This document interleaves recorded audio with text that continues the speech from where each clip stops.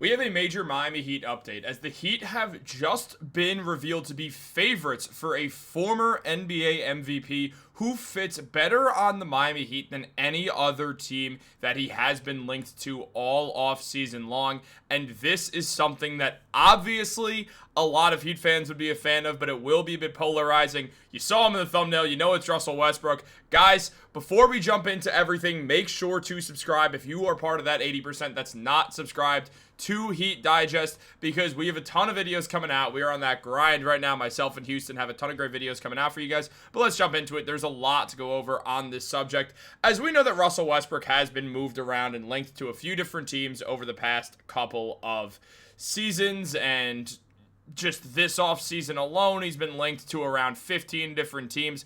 But the Miami Heat have now just revealed to been one of the favorites for Russell Westbrook, and this is the situation that makes the most sense. It's always felt like Russ was going to one day find his way to Miami, and this is the perfect time for it to happen for so many different reasons for this team. And it was revealed by Bleacher Report's Andy Bailey that this is the case when he named the Miami Heat as one of the top 4 favorites to land Russell Westbrook, one of the best situations for Russ, and said on the matter that much like the Sacramento Kings, the Miami Heat's point guard rotation is largely populated by combo or shooting guards right now. It looks like Tyler Hero could be the starter at the 1, and while Russell Westbrook likely wouldn't do much to change that possibility, having a real veteran point guard on the roster could stabilize the second unit that figures to include lots of younger talents like Jaime Jaquez Jr., Nikola Jovic, and Davion Mitchell in lineups where Hero and Norman Powell, Russell Westbrook's ability to drag defenders into the paint as a driver, could create precious extra time for those shooters outside,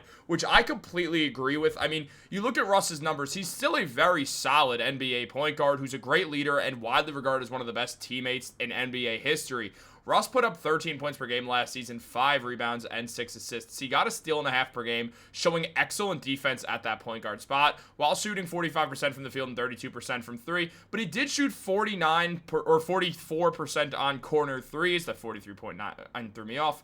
He shot 44% on corner threes as well. He showed very good moments as a shooter in those corners, which he's been able to do for a little bit now in his career. He's been able to hit that corner 3 with a little bit more efficiency than most of those other areas. And I think he would fit perfectly next to guys like Tyler Hero and Norman Powell at the 2 and 3. I mean, you look at Hero, he's a guy who shot 45% on corner threes and 37% on the 3 overall. He would still be the number 1 scoring option and the shot creator, but there would be more ball handling to give Hero a bit more room to honestly operate, just based off the fact that he would be able to do exactly what you want to see Tyler Hero do. He also, again, I mean, this guy who put up 24 points per game, 5 rebounds, and 5.5 assists, and half the season he was sharing the ball with Jimmy Butler, who's a bona fide NBA star. So when you see Tyler Hero really show up, I'm expecting another jump in production from him, and I think Russell Westbrook would help him out so much, and especially after you see a guy like Norman Powell, who had his best season in the NBA last year, should have been an all-star, put up 22 points per game, 3 rebounds, 2 assists, should have won most improved player. He shot 42% from 3 and 42% on corner threes. 45% of his shots are from behind the arc, and with Westbrook, that would go up, and that's a good thing. I mean, Powell can create his own shot for himself as well, but you don't want him to be your lead shot creator. Well, with Tyler Hero, you don't have to have him be that role, and on top of that, you also get Russell Westbrook to come in and sort of cover that for you in an excellent way. That would be absolutely huge for Miami. I think that Eric Spoelstra would work up a perfect system for Russell Westbrook to really be able to exist on the court in a lineup of Russell Westbrook, Tyler Hero, Norman Powell.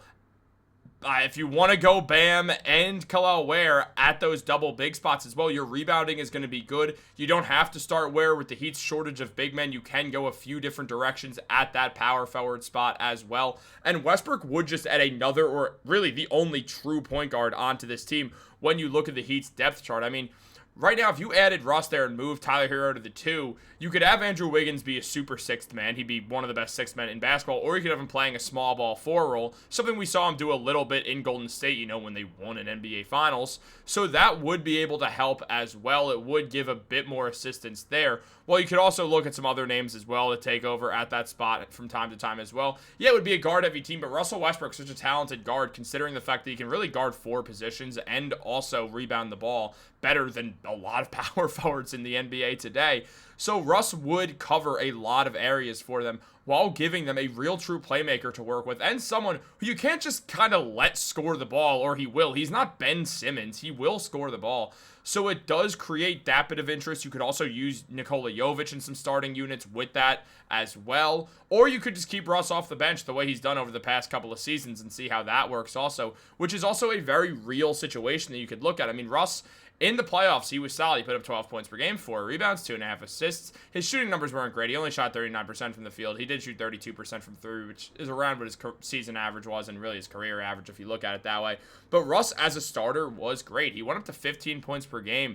He got 7 assists in the process and 6 rebounds. He was good. He shot 50% from the field and 34% from 3 when he played in a unit that, yeah, had a stretch, if you want to call Jokic a stretch big. It feels like I'm kind of diminishing who Jokic is, but obviously one of the things Jokic does is be a stretch big. It's one of the many things, and it did help Russ get more room. And even with a guy like Aaron Gordon, who's not some lights-out three-point shooter, they were able to have a successful offense anyway, and I think that we could see that out of Russell Westbrook with the Miami Heat. While he elevates the Heat a little bit and will definitely help them get closer to contending for an NBA championship in a weak East. Now, also, we're looking at a guy in Kasparas Giannis right now to have a heavy role as a point guard when really the man's a combo guard, and I like him better as a shooting guard in the NBA. He's a bit of a do-it-all guard, and he can play that point guard spot, but I like him playing that 2 spot. I think it's a good position for him. Yeah, the shooting's a little bit shaky, and if you had Giannis and Russ as your backcourt, it would be a little bit worrisome with the three-point shooting. They both shoot around 32% from 3.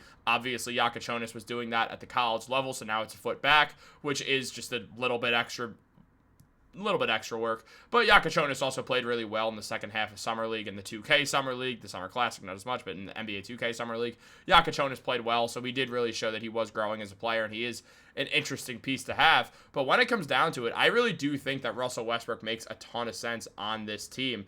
And then you look at a guy like Davion Mitchell, who in the playoffs, he was excellent, and he gives you hope for a point guard. I mean, Mitchell averaged 15 points per game, but also was good with the assists, getting 6.3 as well, shooting well from the field also. I mean, he was a good three-point shooter in the playoffs. He was arguably the brightest spot throughout the entire playoffs for the Heat, throughout that 4-game sweep against the Cavs. It was honestly more than anyone. I mean, Davion Mitchell shooting 61% from the field and 50% from 3.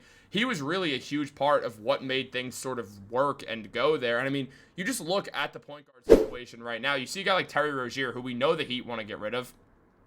Rozier just had a horrific season. He put up 10.6 points and 3.7 rebounds with 2.6 assists, but the defense has fallen off a cliff. He shot 39% from the field and 29, really almost 30% from 3 if we're going to round up. But when it comes down to it, Rozier is someone who we know the Heat would love to unload if they could.